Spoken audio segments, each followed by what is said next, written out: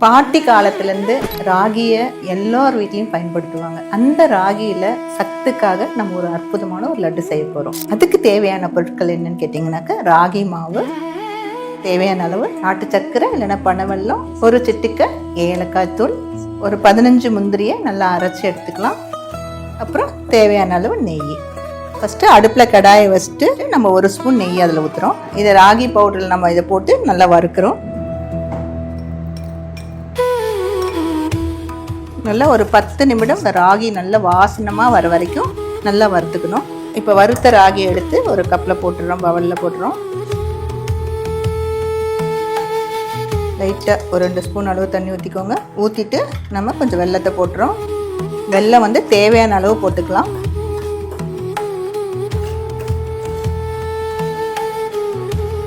இந்த ராகி மாவை இதில் மிக்ஸ் பண்ணி நல்லா கிளறுறோம். இதுலேயே நாம் தேவையான அளவு அரைச்சி வச்ச முந்திரி பவுடரை நம்ம ஆட் பண்ணிக்கிறோம்.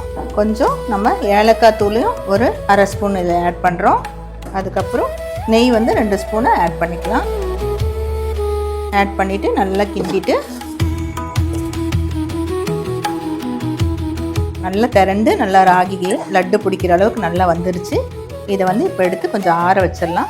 இப்போ நல்லா ஓரளவுக்கு ஆறிடுச்சு. கொஞ்சம் லைட்டாக எல்லாம் சூடாக இருக்கும் போதே நம்ம எடுத்து நல்லா இப்படி நல்லா ராகி உருண்டையை நல்லா பிடிச்சி வச்சுக்கிட்டு நல்லா யாரோ கெஸ்ட்டு வந்தாங்கன்னா எல்லாருக்குமே கொடுக்கலாம். நல்லா எனர்ஜியாக ஸ்ட்ரென்த்தனாக நல்லா இருக்கும். நல்லா பசியை கட்டுப்படுத்தும், நமக்கு நல்ல புஷ்டியாக்கும். செம்பு சத்து அதிகமாக இருக்கனால உடம்புக்கு நல்ல சத்தை கொடுக்கக்கூடியது. இப்போ ராகி லட்டு சூப்பராக ரெடி ஆயிடுச்சு. இது எப்படி இருக்குன்னு நம்ம எல்லோரும் டேஸ்ட் பண்ணி பார்த்துடலாம்.